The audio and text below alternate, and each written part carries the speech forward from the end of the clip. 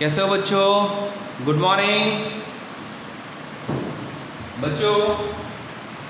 हिंदी में हमने chapter 1 finish किया है बच्चों। पूरा लेसन और जितनी भी एक्सरसाइज दी है सारी एक्सरसाइज भी हमने ख़त्म की है। और चैप्टर 1 की जो गूगल फॉर्म में हम टेस्ट लेने वाले हैं वो भी बहुत जल्द ले लेंगे बच्चों। सेकंड चैप्टर पे आए हैं तो मीटिंग में हमने देखा था कि बहुत सारे बच्चों के पास अभी टेक्स्ट बुक नहीं है, तो इसके लिए सेकंड चैप्टर की पीडीएफ तो मैंने रख ही दी है बराबर ग्रुप में।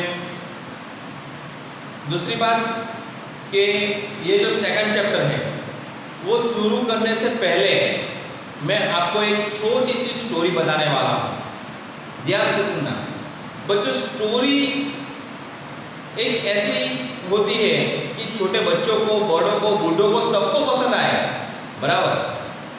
आज मैं एक छोटी सी स्टोरी आपको बताऊंगा, ध्यान से सुनना, बहुत मजा आएगा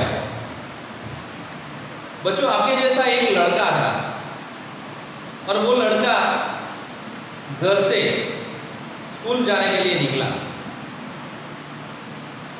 वो लड़के के गांव में से एक रेलवे ट्रैक पास होता था। पूरे दिन में 2-3 ट्रेन वहां से गुजरती थी बच्चों। एक दिन क्या हुआ कि रेलवे ट्रैक टूट गया है। वो लड़के ने देख लिया। अभी लड़का जो है वो आपकी एज का है, आपकी उम्र का है बराबर, छोटा सा। वो क्या कर सकता है बराबर कि रेलवे ट्रैक वो जॉइंट नहीं कर सकता बराबर।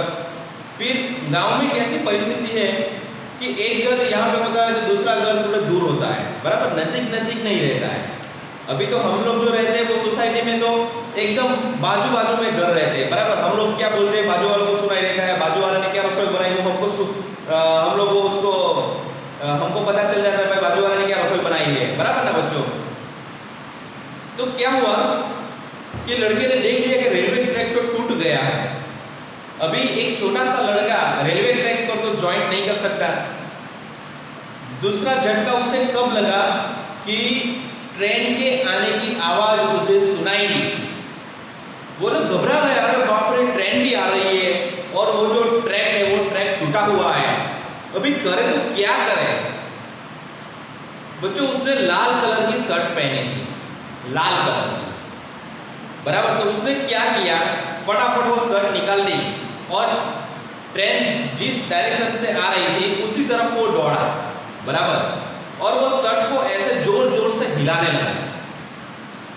तो ट्रेन के ड्राइवर को लगा कि ये लाल कलर थोड़ा डेंजरस बराबर साइन है कि भाई कुछ ना कुछ तो डेंजर है। तो ट्रेन के ड्राइवर ने ब्रेक मारी और धीरे धीरे करके ट्रेन रुक गई बराबर। तो बच्चों इससे क्या हुआ कि ट्रेन में जितने भी ट्रैवलर थे, मुसाफिर थे, सारे बच गए बराबर, सबकी जान बच गई बच्चों। एक छोटे से लड़के ने ऐसा कर दिया। देखो वो छोटे से लड़के में कितना साहस भरा है बराबर बच्चों। आपके अंदर भी बहुत साहस है बराबर, बहुत शक्ति है, आप भी जो चाहो वो कर सकते हो। लेकिन इसके लिए पहले आप नक्की करो बराबर, तय करो कि भाई दिमाग में सेट कर दो मेरे को ये करना है, वो आप पक्का कर सकते हो बराबर बच्चों। आज जो हम लेसन शुरू करने वाले हैं ना सेकंड चैप्टर, वो इसी साहस पे खड़ा हुआ है बराबर और इसी साहस पे बना है। हमारे पाठ का टाइटल है साहसी नीलू बच्चों। ये नीलू हमारा मेन कैरेक्टर है बराबर। एक छोटी सी लड़की है वो हमारा मेन कैरेक्टर है। बहुत बढ़िया पाठ बनाया है बराबर रमेश चंद्र पंत। आपको तो पता ही है बच्चों कि कोई भी पाठ कविता हम शुरू करने से पहले राइटर के नेम रमेश चंद्र पंत और पाठ का प्रकार वो हम देखते हैं बच्चों। पाठ का प्रकार है साहसिक प्रसंग। फिर से मैं रिपीट कर रहा हूं, पाठ का जो प्रकार है वह है साहसिक प्रसंग बराबर। और पाठ का जो नेम है साहसी नीलू। पाठ के लेखक का जो नाम है रमेश चंद्र पंत बराबर है बच्चों। तो आज आपको क्या करना है वो आपको पता चल ही गया होगा कि रमेश चंद्र पंत आपको 5 टाइम्स लिख देना है बराबर। स्टिकी नोट में पीछे लिखो तो भी चलेगा। दूसरी बात कि हिंदी सब्जेक्ट में आप टेक्स्ट बुक में लिखो या नोटबुक में लिखो, बराबर बॉल पेन से लिखो, लेकिन मिस्टेक नहीं होनी चाहिए, धीरे से आराम से परफेक्ट लिखो, बराबर है। प्रकार है उसको भी 5 टाइम लिखना है, साहसिक प्रसंग, बराबर बच्चों। अभी आ जाओ अभी आगे बढ़ते लेसन में।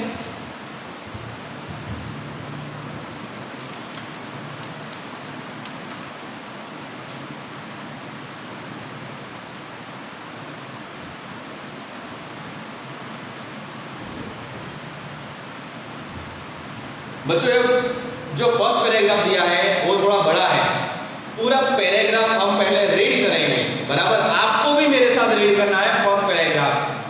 फर्स्ट पैराग्राफ रीड करने के बाद इसकी समझौती हम देखेंगे अभी, बराबर है। चलो एक साथ रीड करेंगे, आपको भी मेरे साथ रीड करना है कंपलसरी। मैं आपको आपके पेरेंट्स को पूछूंगा कि आपके बच्चे रीड कर रहे थे चालू वीडियो में मेरे साथ, बराबर। तो शुरू करते हैं। पहाड़ की तलहटी में बसा एक छोटा सा गांव था, सरायखेत। बच्चों सरायखेत के नीचे अंडरलाइन कीजिए। चारों ओर चीड़, चीड़ के नीचे अंडरलाइन कीजिए, के घने वृक्षों से घिरा वह गांव काफी सुंदर लगता था। चीड़ के घने वृक्षों के बीच देवदार, बच्चों अंडरलाइन कीजिए, देवदार एक खूब लंबे एवं ऊंचे वृक्ष गांव की शोभा को और भी बढ़ा रहे थे। गांव चूंकि घने वृक्षों से घिरा था, इसलिए अक्सर हिंसक पशु गांव में आ जाया करते थे। बाघ द्वारा कुत्ते एवं छोटे छोटे जानवरों को जब तब उठा ले जाना यह सामान्य बात हो गई थी। बच्चों अभी ध्यान से सुनो फर्स्ट पैराग्राफ की समझौती। राइटर ने बहुत बढ़िया लेसन बनाया है, बराबर, साहसिक प्रसंग है। इसमें जो ये नीलू है ना, नीलू, उसका साहस दिखाया गया है, बराबर। अभी नीलू जो गांव में रहती है उस गांव का वर्णन किया है बच्चों, कि वो गांव का नाम क्या है। तो मैंने आपको अंडरलाइन करवाया है यहाँ पे सरायखेत। बच्चों सरायखेत में जो ई आता है वो ई बड़ा है, बराबर, बड़ी ई है, वो याद रखना। अभी चारों ओर पहाड़ है, पेड़ है। पेड़ के दो नाम भी हमें दिए हैं, एक है चीड़ और दूसरा है देवदार। पहला जो दिया है चीड़, दूसरा देवदार। ये दो पेड़ के नाम हमें दिए हैं बच्चों, यह याद रखना है आपको। मैं तो बोलता हूँ वो चीड़ और देवदार भी आप 5 टाइम लिख देना, ऑटोमेटिक आपके दिमाग में बैठ जाएगा कि सरायखेत जो गांव है। बच्चों सरायखेत शब्द भी आप 5 टाइम्स लिख देना, वो भी आपके दिमाग में बैठ जाएगा। नीलू का जो गांव है वो सरायखेत, लेकिन वो सरायखेत गांव में, गांव के आसपास 2 प्रकार के पेड़ बहुत ज्यादा है, एक है चीड़ और दूसरे है देवदार, बराबर बच्चों। अभी पूरा गांव जो है ना वो जंगल से भरा हुआ है, पेड़ों से भरा हुआ है, बराबर। तो वहां पे क्या होता है कि हिंसक पशु यानी कि वाइल्ड एनिमल्स, लायन, टाइगर, बराबर, तो ऐसे आना नॉर्मल बात हो गई है, बराबर, कि वो लोग घूमते रहते हैं। अभी क्या होता है कि बाघ द्वारा, बाघ, बराबर, कि वो कोई बाघ कुत्ते को उठा के मार के लेके जाता है, बराबर, खा जाता है। दूसरे छोटे छोटे एनिमल को भी वो खा जाता है। तो ये तो नॉर्मल सी बात हो गई है बच्चों, बराबर, ये गांव में। तो फिर से देख लेते हैं, सरायखेत वो गांव का नाम है, चीड़ और देवदार वो पेड़ के नाम है, बराबर। सेकंड पैराग्राफ छोटा है, मेरे साथ रीड करना। गांव में कुल मिलाकर 15-20 परिवार ही रहते थे। अंडरलाइन कीजिए बच्चों, 15-20 परिवार। खेती के नीचे अंडरलाइन कीजिए, खेती ही सभी के जीवन यापन का एकमात्र सहारा थी। तो बच्चों सरायखेत गांव में दूसरा कोई व्यवसाय नहीं है, ओनली वन खेती यानी कि फार्मिंग। अभी यह सेकंड पैराग्राफ की समझौती देखते हैं बच्चों कि गांव में टोटल कितने फैमिली रहते हैं। तो 15 या 20 यानी कि 15 to 20 फैमिलीज सरायखेत गांव में रहते हैं, इससे ज्यादा नहीं है। बराबर, गांव में दूसरा कोई व्यवसाय नहीं है, ओनली वन है खेती। बराबर, अभी हम आगे बढ़ते हैं थर्ड पैराग्राफ पे।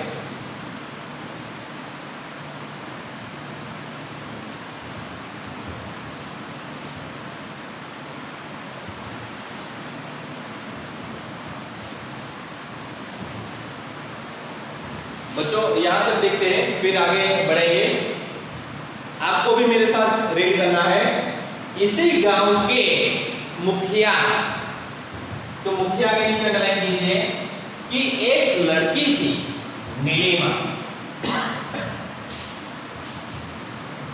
उम्र यही कोई 12 वर्ष थी। बच्चों 12 के नीचे अंडरलाइन कीजिए। गांव के लोग उसे नीलू कहकर, अंडरलाइन कीजिए, नीलू कहकर पुकारते थे। नीलू थी तो छोटी, लेकिन थी बहुत साहसी। अक्सर छोटे मोटे हिंसक जंगली जानवरों को वो दरांती लेकर, दरांती के नीचे अंडरलाइन कीजिए, खदेड़ दिया करती थी। अनेक बार तो उसके पिता ने समझाया भी था, बेटी इस तरह जंगली जानवरों के पीछे पड़ना बहुत खतरनाक होता है। तो बच्चों यह पैराग्राफ की समझौती ध्यान से सुनो अभी। बराबर, कहीं पे भी ध्यान नहीं देना है, सिर्फ मेरे को सुनना है कि सरायखेत जो गांव है उसका मुखिया यानी कि हमारे गांव में सरपंच रहता है। बराबर, तो वैसे ही यह सरायखेत गांव में मुखिया मेन जो इंसान है, बराबर, कि आगे आगे सबको हेल्प करता है, सबके काम करता है। बराबर, तो मुखिया की एक लड़की है और उसका नाम है नीलिमा। नीलिमा के नीचे अंडरलाइन करना, हाईलाइट करना। बराबर, नीलिमा हमारा मेन कैरेक्टर है, लेकिन उसको प्यार से सब लोग नीलू कहते पुकारते हैं। क्या बोलते हैं? नीलू। बराबर, उसकी उम्र भी हमें दी है 12 साल यानी कि 12 इयर्स ओल्ड। बराबर, नीलू यानी कि नीलिमा की जो उम्र है 12 इयर्स ओल्ड है। वो बहुत छोटी थी लेकिन बहुत साहसी थी। तो बच्चों वो क्या करती थी? तो इतनी साहसी थी कि जो हिंसक पशु है, बराबर, वाइल्ड एनिमल्स, तो उसको भी भगाती थी। लेकिन उसके पास एक साधन था कि जिसकी वजह से वो भगाती थी। वो साधन का नाम दिया है बच्चों, वो है दरांती। बराबर, दरांती वो लोहे का एक प्रकार का हथियार आता है कि जिससे वो एनिमल को मार के भगाती थी। बराबर, वो आपको याद रखना है, दरांती। एक बार क्या हुआ बच्चों कि नीलू के पिता ने उसको समझाया कि हर बार सारे पशुओं को, एक हिंसक जानवरों को के साथ लड़ना झगड़ना, बराबर, वो बहुत ही बुरी बात है, कुछ अनहोनी घटना हो सकती है। बराबर, तो नीलू को समझाया है उसके पिता ने।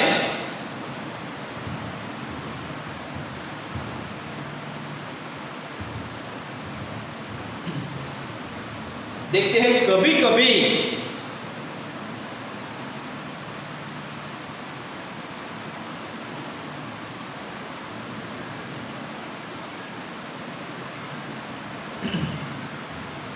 कभी से लेके यहां तक पहले रीड कर लेते हैं और उसके बाद में आपको समझौती समझाता हूं। बराबर, कभी कभी वे पलट के हमला भी कर देते हैं और फिर उनसे बच पाना काफी मुश्किल होता है।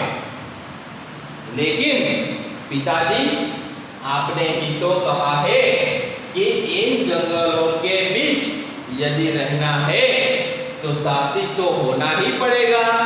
और पिता चुप हो जाते हैं। बच्चों, नीलू के पिता ने नीलू को समझाया कि जो हिंसक जानवर है, बराबर वाइल्ड एनिमल्स है, उसको हैरान नहीं करना है, उसके साथ हमें लड़ना झगड़ना नहीं है, क्योंकि वो पलट के वार भी कर सकते हैं, बराबर, तो हमारी जान भी जा सकती है। तो नीलू ने क्या रिप्लाई दिया?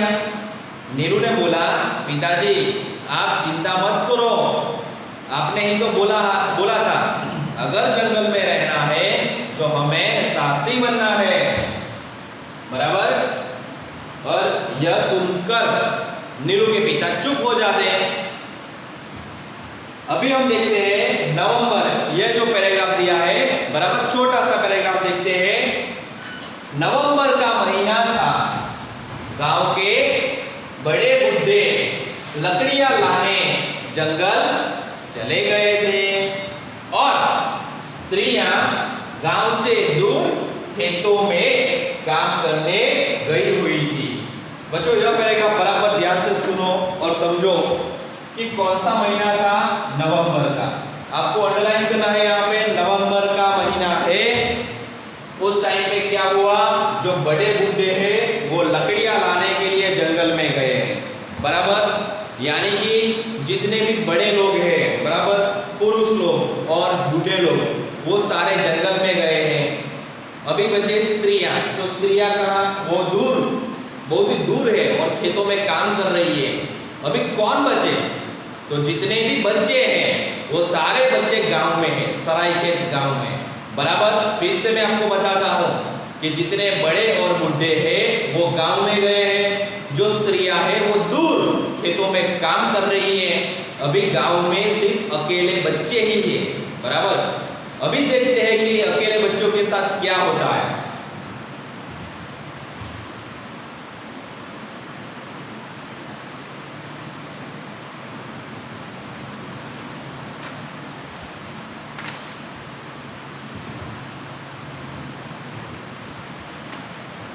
बच्चों, यह जो पैराग्राफ है वो आज हमारा लास्ट पैराग्राफ है आज का, बराबर। तो यहाँ पे आप थोड़ा टिक कर देना कि यहाँ पर आज हम अटक जाएंगे और एक क्षण की भी यह पैराग्राफ से हम आगे बढ़ेंगे नेक्स्ट पीरियड में। ये पूरा पैराग्राफ पहले हम रीड करेंगे, आपको कंपलसरी मेरे साथ रीड करना है, बराबर बच्चों। तो पहले पूरा पैराग्राफ रीड करके इसकी समझौती बाद में हम देखते हैं। नीलू घर के बाहर गांव के कुछ अन्य बच्चों के साथ खेलने में मग्न थी। अचानक पास के जंगल से एक भालू गांव में घुस आया। भालू के नीचे अंडरलाइन कीजिए। तो जो बच्चों भालू में लू आता है उसमें बड़ा ऊ है, वो भी याद रखना है, बराबर, बड़ा ऊ है। बच्चों को देखकर वह उनकी ओर लपका। बच्चे डरकर शोर मचाने लगे, जिससे जिधर रास्ता मिला वह उधर ही भाग निकला। 5 साल की एक नन्ही बच्ची, अंडरलाइन कीजिए बच्चों, 5 साल की एक नन्ही बच्ची भाग न पाने के कारण खूब जोर जोर से रो रही थी। नीलू अपने घर की खिड़की से भाग आने के लिए चिल्ला चिल्ला कर कह रही थी, लेकिन बच्ची कुछ सुन ही नहीं रही थी और लगातार रोए जा रही थी। भालू भी उसी की ओर बढ़ा जा रहा था। मैं आशा रखता हूं बच्चों आपने भी यह पैराग्राफ मेरे साथ रीड किया होगा, बराबर। अभी यह पैराग्राफ की समझौती देखते हैं, ध्यान से सुनना बच्चों।